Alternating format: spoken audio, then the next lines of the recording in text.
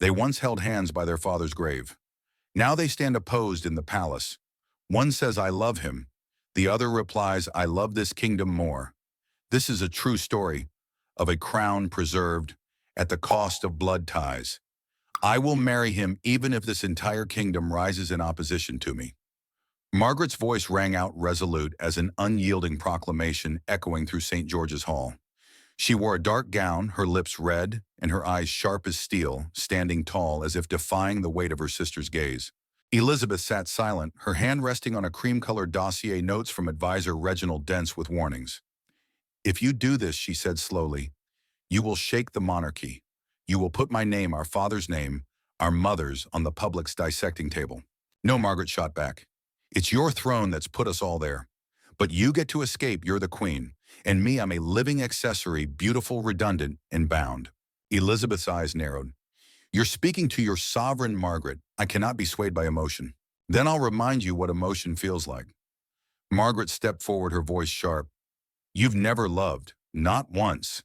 You married Philip because he fit like a chess piece. You don't know what it's like to have a man throw himself in front of a bullet for you. I do. Peter's the only one who sees me as a person, not a princess, not a Windsor puppet. He's a divorced man," Elizabeth said firmly. "The church won't approve. Parliament won't overlook it. And the public won't forgive." "The public," Margaret gave a cold laugh. "What public? The crowd that claps when I cut ribbons and throws ice when I try to be human? Or the church that preaches forgiveness but can't accept someone who loved wrongly?" Elizabeth's voice hardened. "You're undermining everything Father left behind. Honor, discipline, tradition." "No," Margaret gritted her teeth. "I'm protecting what he told me. Never let your title strangle your heart. I swear I'll live true or not live in this gilded cage at all." Elizabeth stood, her eyes cold as a winter lake. "If you choose Peter, you'll lose your title, your patronages, your place in the line of succession. You'll no longer be a princess of the United Kingdom." Margaret nodded, each word a declaration of war. "Then keep your kingdom if it's worth trading for my heart." They stood there, no longer sisters but opposing fronts, love versus law, freedom versus the throne. Outside the window, cold winds swept through Windsor like an omen winter would be long. Buckingham Palace the next morning. Heavy curtains were half drawn, letting London's dim light filter through frosted glass. In a room cluttered with papers, Elizabeth sat at her desk, back straight, chin slightly raised as if bracing against an invisible weight from the crown she bore. The door opened. Sir Reginald, royal advisor, entered, setting down a leather briefcase and pausing. He didn't offer his usual greeting. This was no ordinary morning briefing. This was the moment to decide a person's fate, perhaps the monarchy's. "She won't back down, Your Majesty," he said softly.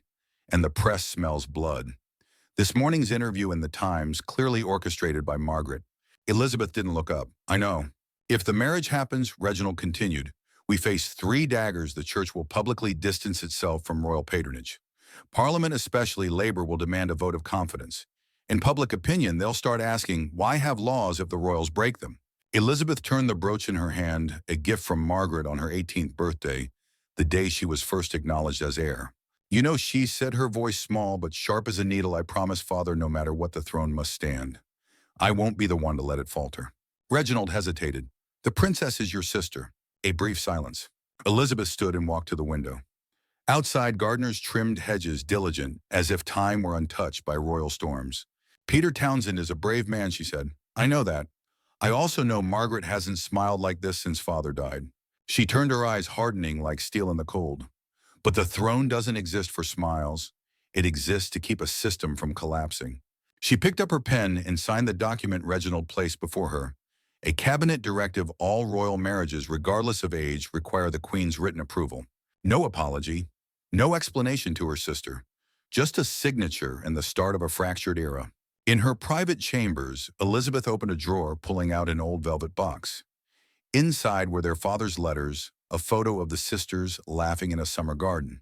She held the golden brooch, the birthday gift, and whispered, as if to a piece of her soul, "I could lose everything, but I cannot lose the throne." Outside, Big Ben's chimes rang through the gray sky, not a farewell, but a warning. The game of power had begun, and Elizabeth, like every monarch before her, knew the first sacrifice must be family. Winter rain tapped against Kensington Palace's fogged windows. Inside, Margaret sat curled by the fireplace, clutching a glass of neat brandy. The fire's glow reflected on her face, glinting like molten metal, not from anger, but from forging herself into a weapon. A soft knock, she didn't turn. "Come in." Alistair Grayson entered, tall, lean, his scarf still damp from rain. He didn't bow with courtly formality. Margaret liked that. "The 1772 Act," he said, pulling a leather-bound file from his case and setting it on the oak table. "If you're over 25 and there's no parliamentary objection within 12 months, a marriage without royal approval can still be legalized." Margaret looked up. "So, if I stay quiet long enough, the law's on my side." "Not quiet," Alistair said with a sly smile. "Make them too nervous to speak." She leaned back, gazing at the ceiling. She won't let it go.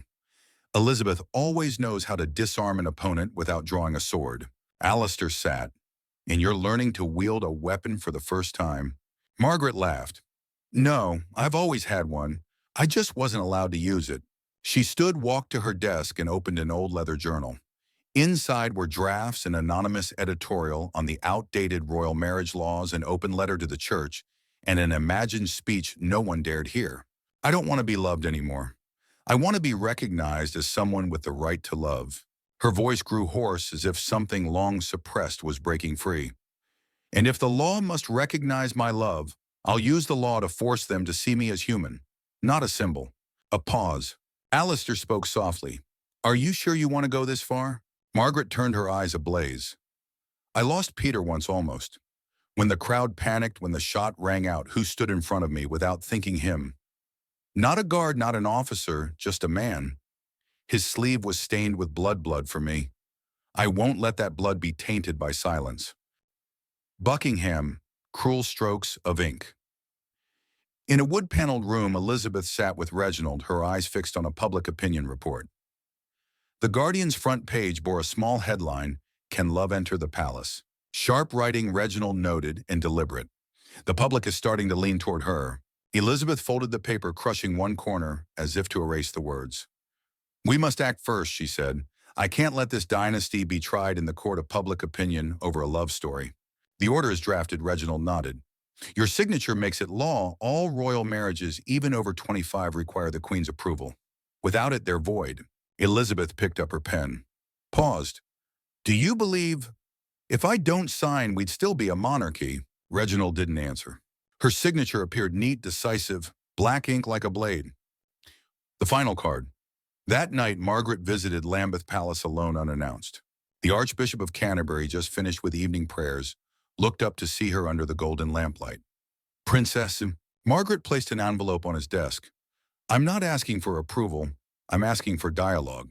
"About what, Your Highness?" She sighed, her voice rough. "About something bigger than the throne, bigger than tradition, about the right to love without being branded a disgrace to the crown." The Archbishop said nothing, but as Margaret left, he held the envelope as if it burned. Buckingham Palace, a gray afternoon thick with fog. The west door opened for 10 seconds, just enough for a tall man in a beret to slip inside unnoticed. His black boots were muddy, his military coat soaked. The guard nodded silently and closed the door as if no one had passed. Peter Townsend, no longer a colonel, just a solitary man, walked through red-carpeted halls. He'd once served here, bowed to these marble walls. Today his footsteps echoed differently, like the drumbeat of quiet rebellion. An unscheduled meeting? An uninvited challenge? The Queen's study door opened after a light knock. Elizabeth didn't look up. "I gave orders not to admit unscheduled visitors." "I'm not a visitor, Your Majesty," Peter said, his voice low and steady. "I'm the reason this palace can't sleep." Elizabeth looked up slowly, setting down her pen. Their eyes met like two adversaries in a trial without a jury. "You've breached protocol by approaching the royal family without the private secretary's office. This is an affront to decorum." "I'm not here for decorum, ma'am," Peter replied, unflinching. "I'm here for Margaret." Elizabeth leaned back, hands clasped, her voice cold as marble. "She wasn't born to love like a commoner. She's a symbol, the blood and bone of the monarchy. And you, a divorced man, a soldier with no duty left, think you're worthy of being part of that system." Peter stepped forward, his eyes sharp as forged steel. "I don't want to be part of that system. I want Margaret to live true to herself, not defined by ball gowns, titles, or the word princess pinned to her shoulder." "You're naive," Elizabeth said. She can't just be Margaret. Even in love, she's a flag for millions. If you persist, you'll destroy her future without bloodshed. Peter looked down, his hands clenching. I took a bullet for her, but the deepest wound didn't come from gunfire. It came from the place that should have protected her most, this palace. Elizabeth's brow twitched. Don't accuse me with emotional platitudes. I'm not her sister here. I'm her sovereign. Peter stepped closer, his voice thick but firm. As queen, you can condemn me, but as a human, you have no right to strip Margaret's chance just because you fear losing control. Elizabeth didn't respond immediately. She stared at him as if facing not a rebel, but the human part of herself she'd buried, and it enraged her. Finally, she stood, speaking slowly. Go back to Belgium. Disappear as you did before. If you truly love her, let her live. Not burn in a romance that defies the system. Peter was silent for a moment, then he nodded, not surrender but acceptance. Fine, I'll withdraw. But don't think it's because you won. You've only made her lose her last shred of faith. He turned and opened the door. Elizabeth stood alone, frozen before the dying hearth. A minute later, she picked up the phone and ordered, prepare a cabinet statement. No meeting happened today. A December night in Brussels. Flanders' sky was cloaked in fog so thick it seemed to freeze time. In a modest apartment near the military airfield, Peter Townsend sat alone at a desk, his hand gripping a fountain pen heavy as his trembling fingers. Before him was a blank sheet bearing only dearest Margaret. He paused, each word a cut on his skin. I went to see your sister. I thought by looking into her eyes I could protect you one last time. But I was wrong. She's no longer Elizabeth. She's the crown. And the crown doesn't hear heartbeats. Outside, the distant roar of a military plane echoed a familiar rhythm, but tonight it stabbed his heart. It was the flight he'd take at dawn. He rode on slowly, pouring out the last beats of a love never allowed to live. I shielded you from a bullet, but this time the bullet, my name, comes from the throne, and I can't stop it. If I let you stand with me, you die by the system that made you. So I choose to withdraw, not from fear, but because I love you too much to destroy you with my own hands. He pulled an old shirt from his pocket, its faint blood stain a mark from the day he threw himself in front of her during a chaotic public event. He thought he'd keep it forever. Now it was a painful reminder. Sometimes the one who loves most must let go first. He folded the letter, placed the shirt atop it, and sealed both in a brown envelope. Unsent. Just there as a ritual of farewell. Kensington, the unknowing. The next morning at Kensington Palace, Margaret sat at her vanity staring at an unmarked letter. No official seal, only handwriting she'd know anywhere. I choose to love you, but not to keep you. Keeping you would kill you with a price you don't deserve. She let the letter fall. Her heart stilled, but no tears came. She cried enough when Peter was reassigned, when the press hounded her, when their engagement was postponed indefinitely. Now no more. She only gazed at the blood-stained shirt carefully folded in its box. No complaints, no anger, just a cruel emptiness. Beyond the window, a light rain began tapping the glass like someone knocking, but Margaret didn't turn. Peter was leaving, she knew. No one had to say it, and she wouldn't chase him, wouldn't beg. In this love, one thing remained: dignity.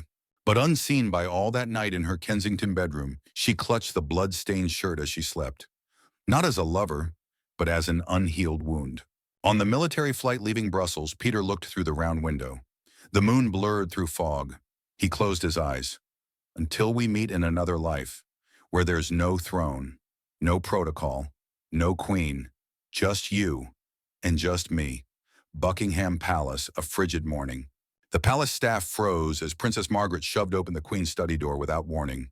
Her dress was disheveled, her hair unbound, and in her hand a crumpled letter clutched all night. Elizabeth looked up from her papers. No expression, no surprise, as if she'd long foreseen this moment. Read it, Margaret said, her voice sharp, tossing the letter onto the desk. It landed beside a steaming teacup. Your throne's greatest masterpiece, the surrender of the man who loved me. Elizabeth set down her pen, looked at her sister, as if seeing a stranger invade her private kingdom. Peter made his own choice, she said slowly, and it was the right one. No, it was a choice forced by your coldness, your threats, and your twisted laws you call monarchical stability. Margaret's voice broke for the first time. You didn't protect the throne. You didn't protect the monarchy. You protected yourself and your right to command without accountability. Elizabeth remained still, but her eyes flickered. Her lips pressed tight. Silent fury. If keeping you meant losing this kingdom, she replied, her voice low as a tolling bell, I'd choose to lose you. Every time. Margaret froze. You've just killed the last thing binding us. Not love, but trust. The only thing I held on to after all the roles, the galas, the prying eyes. From now on, she said, her voice hissing through clenched teeth, I'll never see you as my sister again. You're the queen, and I'm the last rebel who knows how to love. Margaret turned and left. No bow, no tears. The door slammed shut, its echo a final requiem. Iwan, a royal statement, and a silent nation. Early morning, Buckingham Palace issued a brief statement. No press conference, no accompanying images. Just a cold paragraph typed in the monarchy's formal font, printed on gold embossed paper.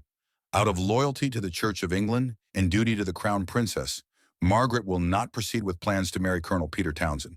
The Times printed the statement on its front page. Black text on white, no commentary. The air across Britain seemed to still, but not in explosive grief. No protests, no parliamentary speeches, no tears on television. Just an eerie uniform silence, as if a nation was too bewildered to speak. At tea rooms, people folded newspapers, mid-read. At London stations, they skimmed the news and tucked it away silent. On the radio, the announcer read the bulletin in a flat voice, then switched to a somber Christmas tune, wordless. A love sacrificed, a commentator later wrote in a brief editorial, and instead of public outrage, there was only silence. Sometimes the greatest tragedy is the one no one dares to mourn. Within the royal circle, advisors sighed in relief. The crisis is contained, they said. The public isn't reacting negatively. They were wrong. The silence wasn't forgiveness, it was the start of a crack in trust. June arrived, heralded by radiant sunlight that bathed London in a golden glow. Lady Alexandra's wedding unfolded with all the grandeur of royal tradition. Church bells ringing joyously across the square, their peals echoing through the streets like a call to celebration. The entire royal family appeared on the balcony of Buckingham Palace as custom demanded to greet the cheering crowds below their faces, a carefully curated display of unity. Among the familiar figures, Margaret emerged last, her presence a quiet storm amid the festivity. Her gown, a soft ivory tinged with the faintest hint of gray, clung elegantly to her slender frame, its fabric catching the light like a whisper of defiance. Her movements were graceful without a trace of hesitation, yet there was a brittleness to her poise, as if each step were a deliberate act of will. Her hair was pinned neatly, her dark curls restrained by silver combs, and her eyes briefly swept over the sea of faces below, cheering, waving, yet somehow distant, as if she could not truly see them. She stood slightly apart, a solitary figure in the midst of splendor, and no one dared approach her for idle conversation. From the center of the balcony, Elizabeth glanced back, her presence commanding as always. She wore a delicate crown, its jewels catching the sunlight, and her shoulders were draped in a ceremonial cloak, its weight a visible reminder of her role as the unyielding pivot of a ceaseless wheel. Yet when her eyes fell upon Margaret, something in her softened, a fleeting vulnerability that flickered beneath the regal facade, a glimpse of the sister she had once been.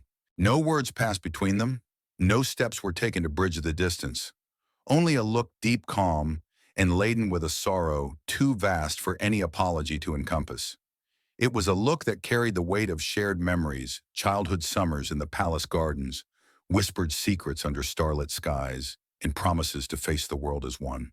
Margaret caught the glance, her breath catching for a moment. And then she nodded, a slight, precise gesture barely perceptible to the crowd below. It was not forgiveness, not a mending of the rift, but a cessation of resentment, a quiet acknowledgement of a bond that, though fractured, could not be entirely erased. The moment was captured by the whirring lenses of cameras unnoticed amid the wedding's dazzling spectacle. But later historians and romantics would speak of it amidst the pageantry of a royal wedding. There was a faint nod, not for the ceremony, not for the cheering masses, but for a shared memory that lingered like a ghost between them. That evening, Elizabeth sat alone in her study, the room bathed in the soft glow of a single lamp. On her desk lay a copy of the letter Peter Townsend had sent to Margaret, its edges worn from handling its words, a quiet testament to a love that could not survive the crown's shadow. No one knew why the letter was there, not even Elizabeth herself. But she gazed at the familiar script for a long time, her fingers tracing the ink, as if it could summon back the sister she had lost. And then in a voice so soft it was barely audible, she spoke not to anyone else but to the silence that enveloped her. I preserved the crown as I swore to do. But I lost the last person who called me sister, before the world named me queen. Beyond the window, the light of the setting sun spilled through the stained glass, casting fractured colors across the room. The rain marched on, unbroken, unyielding. But in the hearts of two women who had once held hands amidst the palace gardens, laughing as children under a boundless sky, something had come to an end. A loss that no crown, no matter its weight, could ever restore.